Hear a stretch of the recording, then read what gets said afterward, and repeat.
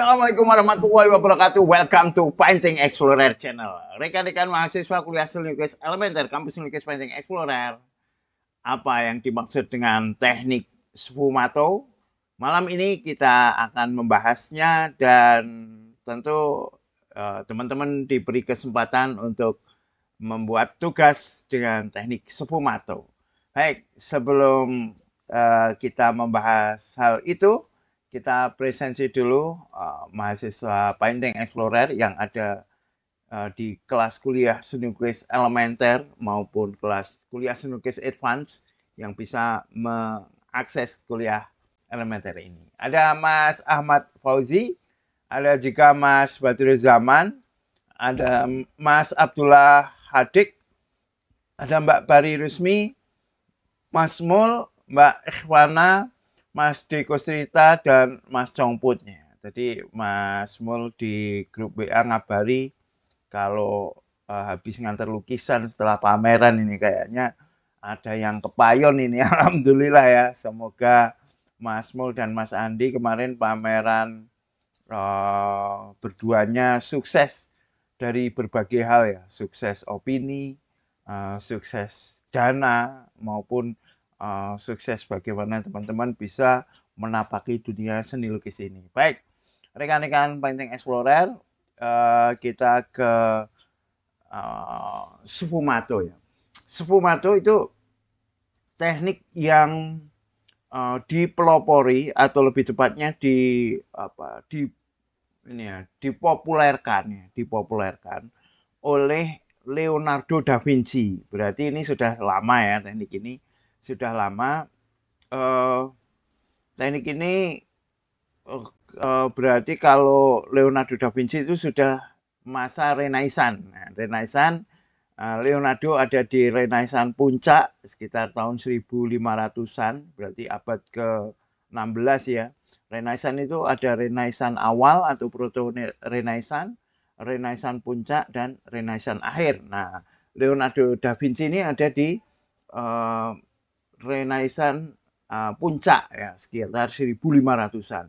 Nah, karya Leonardo tentu teman-teman pasti sudah tahu semua ya, yaitu yang paling terkenal masterpiece-nya adalah Mona Lisa. Nah, kenapa Mona Lisa itu begitu terkenal? Wah, banyak yang berspekulasi kan, termasuk yang paling sering itu dikaitkan dengan senyumnya, terus bagaimana cerita tentang Mona Lisa itu hilang, dicuri ya. Itu semua mengangkat citra Mona Lisa sebagai karya yang terkenal ya, karya yang unik. Nah, namun kalau kita membahas dari sudut seni rupa, yang paling menonjol dari karya Mona Lisa jika dibandingkan dengan seni-seni yang lain, dengan lukisan sebelumnya ya, dengan lukisan semasanya, lukisan sebelumnya adalah di dalam Mona Lisa ini menggunakan teknik sfumato ya. Salah satunya teknik sfumato. Nanti ada lagi teknik chiaroscuro, kita bahas insya Allah pekan depan ya. Hari ini kita bahas dulu teknik sfumato yang itu tercermin di dalam lukisannya Mona Lisa.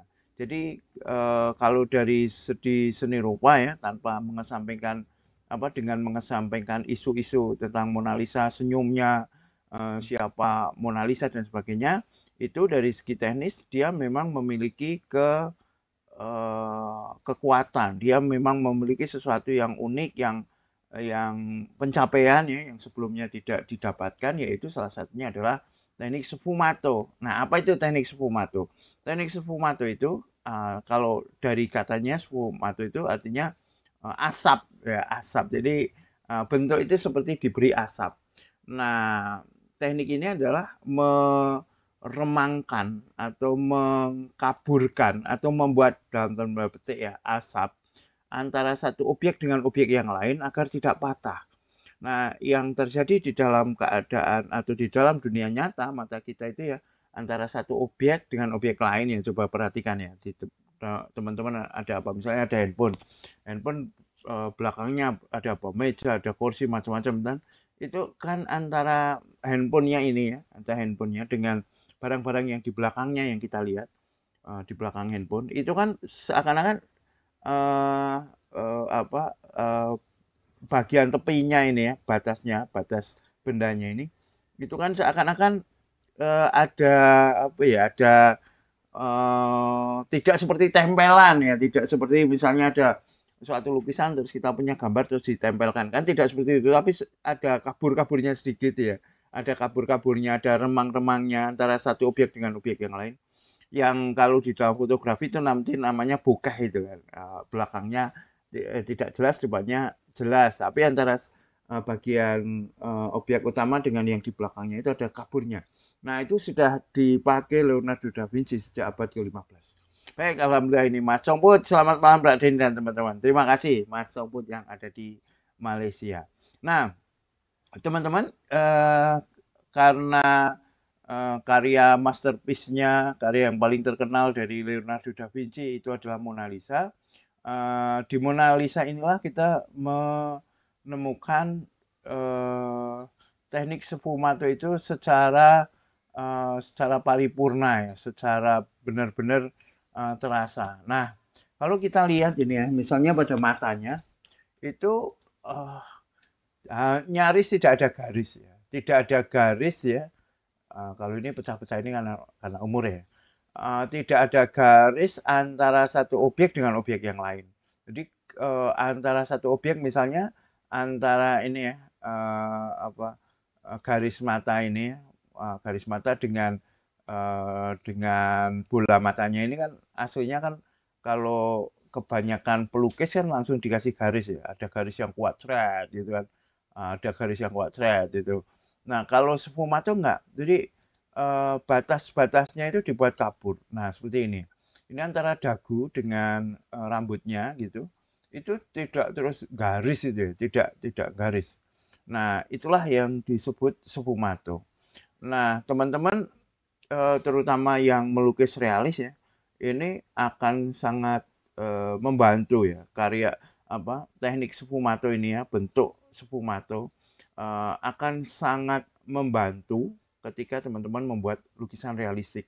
Karena kalau tanpa sfumato, nanti objek-objeknya itu terasa tempel aja, tempel menempelnya kan tidak terasa menempel, tapi ada seakan-akan ada apa ya, apa, ruang singgung ya, ruang dalam artian udara itu ya, dalam artian antara satu objek dengan objek lain yang saling bertumpukan itu tidak seperti kalau kita membuat kolase ada gambar kita tempel di tembok itu di kanvas atau di tembok, bukan seperti itu, tapi ini memang antara satu objek yang ada di depan dengan yang di belakangnya itu ada ruang sehingga ya, batas objeknya itu tidak jelas. Nah, gitu ya.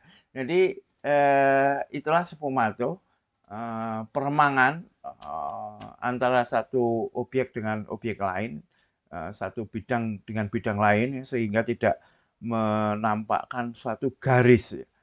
Di dalam pertemuan antara satu objek dengan objek lain itu terasa seperti ada kabut. Nah, itulah sfumato.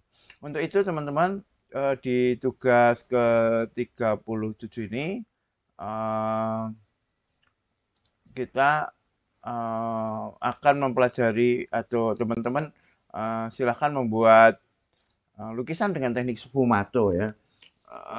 Objeknya terserah ya, objeknya terserah. Yang penting teman-teman bisa mengaplikasikan antara satu bagian dengan bagian yang lain itu apa tidak patah, tidak seperti tempelan ya. Buatlah lukisan cat minyak. Nah, dengan cat minyak ya, ini akan sangat efektif dengan cat minyak. Uh, Mona Lisa itu juga lukisannya dengan cat minyak ya, tapi tidak di kanvas, di panel kayu. Memang teknik sfumato ini akan banyak efektif gitu ya diterapkan dengan cat minyak.